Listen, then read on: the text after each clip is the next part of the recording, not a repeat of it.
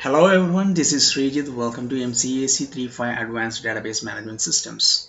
Today we will start a new module in which we discuss about different types of advanced data types in SQL standards and how to handle them in your database systems. Here is a list of types we are going to discuss. First one is the temporal data. Most database systems model the current state of the world. For instance, current customers, current students, and courses currently being offered. In many applications, it is very important to store and retrieve information about past states. Historical information can be incorporated manually into a schema design. However, the task is greatly simplified by database supports for temporal data. Next, we will see spatial data. Spatial data include geographic data such as maps and associated information, and computer-aided design data such as integrated circuit designs or building designs. Applications of spatial data initially stored data as files in a file system, as did early generation business applications. But as the complexity and volume of the data and the number of users have grown, ad hoc approaches to storing and retrieving data in the file system have proved insufficient for the need of many applications that use spatial data. Spatial data applications require facilities offered by a database system, in particular, the ability to store and query large amounts of data efficiently. Some applications may also require other database features such as atomic updates to part of the stored data, durability, and concurrency control. Next session, we will see multimedia data. Here we will see the features required in database systems that store multimedia data such as image, video, and audio data. The main distinguishing feature of video and audio data is that the display of the data requires retrieval at a steady predetermined rate. Hence, such data are called continuous media data. And finally, we will see the mobile database. Here we will see the database requirements of mobile computing systems such as laptop and network computers and high-end cell phones that are connected to base stations via wireless digital communication networks. Such computers may need to be able to operate while disconnected from the network. So first, see time in databases. A database models state of some aspect of the real world outside itself. Typically, databases model only one state, the current state of the real world, and do not store information about past states, except perhaps as audit trails. When the state of the real world changes, the database gets updated and information about the old state gets lost. However, in many applications, it is important to store and retrieve information about past states. For example, a patient's database must store information about the medical history of a patient.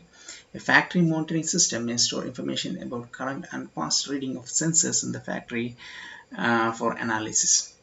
Databases that store information about states of the real world across time are called temporal databases. When considering the issue of time in database systems, we must distinguish between time as measured by the system and time as observed in the real world. The valid time for a fact is the set of time intervals during which the fact is true in the real world. The transaction time for a fact is the time interval during which the fact is current within the database systems. This later time is based on the transaction serialization order and is generated automatically by the system. Note that valid time intervals, being a real-world concept, cannot be generated automatically and must be provided into the system. A temporal relation is one where each tuple has an associated time when it is true. The time may be either valid time or transaction time. Of course, both valid time and transaction time can be stored, in which case the relation is said to be a bitemporal relation. The figure shows an example of a temporal relation. To simplify the representation, each tuple has only one time interval associated with it. Thus, a tuple is represented once for every disjoint time interval in which it is true. Intervals are shown here as a pair of attributes from and to. An actual implementation would have a structure type, perhaps called interval, that contains both fields. Note that some of the tuples have a asterisk in the to-time column. These asterisks indicate that the tuple is true until the value in the to-time column is changed. Thus, the tuple is true at the current time. Although times are shown in textual form, they are stored internally in a more compact form, such as the number of seconds since some fixed time on the fixed date, such as 12 a.m. January 1st, 1900. That can be translated back into normal textual form. Now let's see the time specification in SQL. The SQL standard defines the types date, time, and timestamp as we saw earlier. The type date contains 4 digits for the year, 2 digits for the month, and 2 digits for the date. The type time contains 2 digits for the hour, 2 digits for the minute, and 2 digits for the second, plus optional fractional digits. The second field can go beyond 60 to allow for leap seconds that are added during some years to correct for small variations in the speed of rotation of the Earth. The type timestamp contains the field of date and time with 6 fractional digits for the seconds field. Since different places in the world have different local times, there is often a need for specifying the time zone along with the time. The Universal Coordinated Time (UTC) is a standard reference point for specifying time, with the local times defined as offsets from UTC. SQL also supports two types: time with the time zone and timestamp with the time zone, which specify the time as a local time plus the offset of the local time from the UTC. For instance, the time could be expressed in terms of US Eastern Standard Time with an offset of -6, since US Eastern Standard Time is 6 hours behind UTC. SQL supports a type called interval, which allows us to refer to a period of time such as 1 day or 2 days and 5 hours without specifying a particular time when this period starts. This notion differs from the notion of the interval we used previously, which refers to the interval of time with specific starting and ending times. Let's next see temporal query languages. A database relation without temporal information is sometimes called a snapshot relation, since it reflects the state in a snapshot of the real world. Thus, a snapshot of a temporal relation at a point in time t is a set of tuples in the relation that are true at time t, with the time interval attributes projected out.